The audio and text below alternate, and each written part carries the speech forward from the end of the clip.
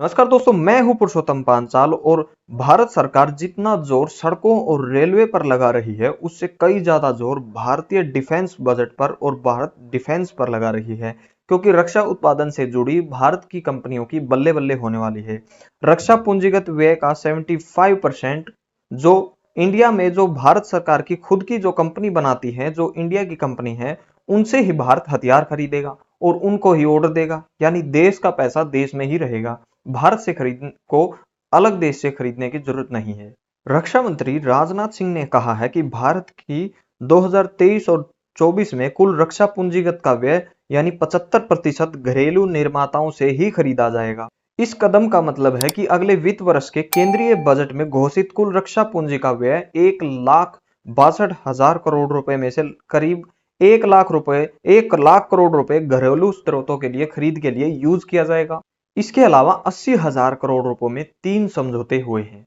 राजनाथ सिंह ने कहा है कंपनियों से कि अगर आप एक कदम उठाते हैं तो हम आपके साथ साथ 10 कदम उठाएंगे। आप शुरू कीजिए, हम आपके पीछे पीछे हैं। क्योंकि भारत के अमृत काल के लिए सबको एक साथ कदम से कदम मिलाकर चलना होगा। उन्होंने कहा है कि हमारे रक्षा उद्योग में सरकार और समाज का भरोसा इतनी तेजी से बढ़ा है कि पिछले साल भारतीय विक्रेताओं ने खरीद का 68% था। अमृतकाल से इसे प्रेरित होकर बढ़ाकर 75% कर दिया गया है। रक्षा मंत्री ने कहा है कि एयर इंडिया ने दुनिया को नए भारत का रक्षा अक्षेत्र दिखाया है। इसके अलावा उसने बल्कि अब अग्रणी देशों के साथ अक्षेत्रों को साथ चलने के लिए पूरी तरह तैयार कर लिया है। रक्षा मंत्रालय ने 2024 और 25 तक रक्षा निर्माण के में 25 अरब अमेरिकी डॉलर यानी 1.75 लाख करोड़ रुपए के कारोबार का लक्ष्य रखा गया है, जिसमें 5 अरब अमेरिकी डॉलर है यानी 35,000 करोड़ रुपए के सैन्य साजो सामान का निर्यात लक्ष्य भी शामिल है, जो कि भारत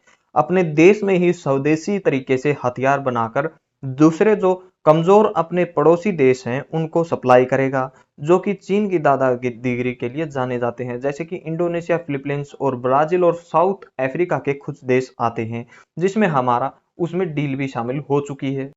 पिछले कुछ वर्षों में सरकार ने घरेलू रक्षा उत्पादन को बढ़ावा देने के लिए कई उपाय किए हैं। देखिए, पहले इंडिया पूरी तरह से खुद पर निर्भर नहीं था, दूसरे देशों से हथियार खरीदने में सक्षम था। यानी इंपोर्ट ज्यादा था, एक्सपोर्ट कम था। लेकिन अब एक्सपोर्ट और इंपोर्ट लगभग इक्वल हो चुका है और एक्सपोर्ट जो है वो बढ़ने वाला है, ये राजनाथ सिंह का कहना है। और जो इंडियन आर्मी के लिए बनाए गए हथियार हैं वो भी भारत में ही बनने चाहिए, ये इनका मानना है, क्योंकि इन्होंने ही कंपनियों को ऐसा ऑफर दिया है। अगर भारत की ये जानकारी आपको थोड़ी सी भी अच्छी लगे तो आप हमारे परिवार का सब्सक्राइब करके हिस्सा बन सकते हैं।